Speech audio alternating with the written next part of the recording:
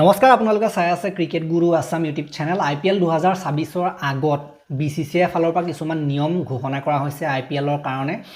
কি এই নিয়মসমূহ গাইডলাইন তেওঁলোকে প্ৰকাশ কৰিছে সেইসমূহ আজি আপোনালোকক মই বিস্তাৰিতভাৱে কম গতিকে বহুকেইটা নিয়ম সাধাৰণতে ঘোষণা কৰা হৈছে কি নিয়ম ঘোষণা কৰা হৈছে আমি চাই লওঁ আহক প্ৰথমৰ পৰা সো প্ৰথম যেটো নিয়ম হেতু হৈছে নতুন নিয়ম হেতু হৈছে যে যিদিনাখন মেটচ হ'ব মেটচ ডেৰ দিনা যিদিনাখন মেটচ থাকিব সেই মেটচ থকাৰ দিনা কোনো ধৰণৰ প্ৰেক্টিস কৰিব নোৱাৰিব আগতে আমি দেখিবলৈ পাইছিলো যে মেটচ থকাৰ দিনাও পুৰা প্ৰেক্টিস চলি থাকে কিন্তু সেই দিনাখন সাধাৰণতে প্ৰেক্টিস নহব বিশেষকৈ সেই দিনাখন আকৌ মানে ডাইৰেক্ট খেল হ'ব ন খেলৰ আগত অলপ চলপ হ'ব হেতু বেলেগ কথা কিন্তু খেলৰ মানে আগত দিনটোত আহি মানে প্ৰেক্টিস কৰিব নোৱাৰিব নেক্সট টু হ'ল নেট প্ৰেক্টিসৰ ক্ষেত্ৰত প্ৰেক্টিস তেওঁলোকে যেহেতুকে কৰে ষ্টেডিয়ামত গ্ৰাউণ্ডত আৰু সেই প্ৰেক্টিস কৰোতে দুটা টিমৰ কাৰণে এক্সট্ৰা নেট প্ৰভাইড কৰা হ'ব আৰু লগতে ৰেঞ্জ হিটিংৰ কাৰণে এখন সাইড উইকেট দিয়া হ'ব মেইন উইকেটখনতো খেলিব নোৱাৰি য'ত সাধাৰণতে যিখন পিটছত মেইন খেল হয় তাততো নহব তাৰ কাখত দুটা টিমৰ কাৰণে বেলেগ দুখন পিটছ দিয়া হ'ব দুটা টিমক সো হেতু ৰেঞ্জ হিটিংৰ কাৰণে সাধাৰণতে নেক্সট টু হ'ল ট্ৰেইনিংৰ সময়ত ইটো পক্ষৰ মানে অপোনেন্ট যেটো বিৰোধী টিম হেতু টিমৰ যিখিনি প্লেয়াৰ হেতু টিমে আহি পেলাই এইটো টিমৰ প্লেয়াৰখিনিক লক কৰিব নোৱাৰিব সো এইটো এটা নিয়ম নতুন নিয়ম আগতে পাৰিছিল আগতে আমি দেখোঁ যে প্ৰেক্টিসৰ সময়ত প্ৰেক্টিস যেতিয়া চলি থাকে তেতিয়া ইফালৰ পৰা প্লেয়াৰ ইটো টিমৰ পৰা প্লেয়াৰ হেতু টিমৰ ফালে গুচি যাব পাৰে কিন্তু বৰ্তমান সময়ত নতুন নিয়ম কৰিছে BCCI যে যেতিয়া প্ৰেক্টিস চলি থাকিব তেতিয়া বিৰোধী পক্ষৰ কোনো প্লেয়াৰ বা কোনো সদস্য এফালে আহিব নোৱাৰিব বিৰোধী পক্ষৰ ফালে যাব নোৱাৰিব ইটো টিমৰ ফালে যাব নোৱাৰিব প্ৰেক্টিস চলি থকাৰ সময়ত নেক্সট টু হ'ল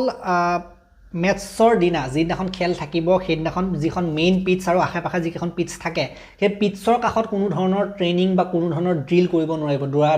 ঢাপলা কৰি থাকে আপোনালোকে দেখিবলৈ পাই ইফালে কিফালে দৌৰি থাকে বল মাৰি থাকে কিবা কৰি থাকে পিটছৰ আশে-পাশে সেইবিলাক কাম সেই পিটছ কেইখনৰ আশে-পাশে কৰিবলৈ নহব বুলি কোৱা হৈছে দৌৰা মেলা কামবিলাক কৰি থাকিব নোৱাৰিব সেই পিটছৰ কাষত মেইন পিটছ কেইখনৰ কাষত একো নহব মানে সেইদিনাখন খেলৰ দিনাখন আৰু এটা নিয়ম হেতু হৈছে যে প্লেয়াৰ সকলে টিম বাছত যাত্ৰা কৰিব লাগিব হে প্ৰেক্টিসলে হওক বা বেলেগ কৰবালে হওক টিম বাছত আহিব লাগিব টিম বাছত যাব লাগিব কোনোবাই বোলে নিজৰ বাইক আছে মই গুচি যাম কোনোবাই বোলে নিজৰ বহুত গাড়ী আছে কাৰ আছে মই তাত গুচি যাম চলাই নিজে হেবিলাক কাম আগতে কৰিছিল ইয়া আগৰ সিজন বিলাকত আমি দেখো যে তেনেকুৱা ধৰণৰ কাম কিছুমান কৰে কিছুমান প্লেয়াৰে নিজে কাৰ লৈ আহে কিন্তু এই বস্তুটো এইবাৰৰ পৰা নহব 2026 IPLৰ পৰা নতুন নিয়ম কৰিছে যে যিমানখিনি টিম আছে সদস্য আছে নিজৰ যিখন টিম বাছ আছে টিমৰ বাছতে অহা যোৱা কৰিব লাগিব তাতকে বেলেগ নিজৰ ব্যক্তিগত বাহন তেওঁলোকে ব্যৱহাৰ কৰিব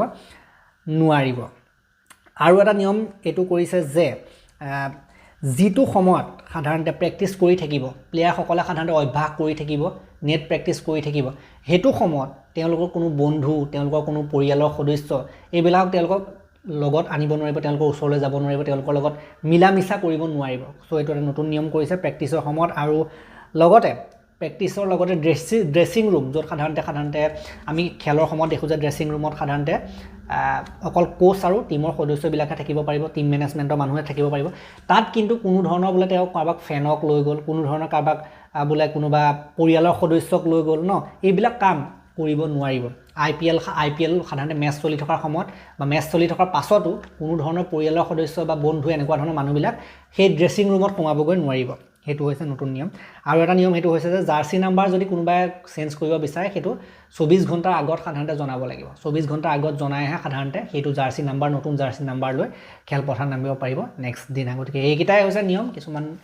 নিয়ম কঠোৰো কৰিছে কিছুমান নিয়ম আৰু খেলৰ ক্ষেত্ৰত অলপ কঠোৰতা থাকিবও লাগে কিছুমান ক্ষেত্ৰত গতিকে এনেকুৱা কিছুমান সাধাৰণতে নিয়ম কৰা হৈছে BCCI ফালৰ পৰা গতিকে এইকেইটা আছিল নতুন নিয়ম IPL 2026ত আৰম্ভ হোৱাৰ আগত কিছুমান নতুন নিয়ম কৰি দিছে প্লেয়াৰ সকলৰ কাৰণে এই ভিডিওটো ইমানে আছিল ভাল লাগিলে যদি লাইক কৰি দিব অলপ শেয়াৰ কৰি দিব চেনেলটোলৈ নতুনকৈ আহিছে যদি সাবস্ক্ৰাইব কৰি ঘণ্টাত দবাই থৈ যাবলৈ নাপাহৰিব লগতে হাইপ দিব তেতিয়ালৈ আৰু এটা নতুন ভিডিও লৈ প্ৰতিশ্ৰুতি মই বিদায় মাগিছো ধন্যবাদ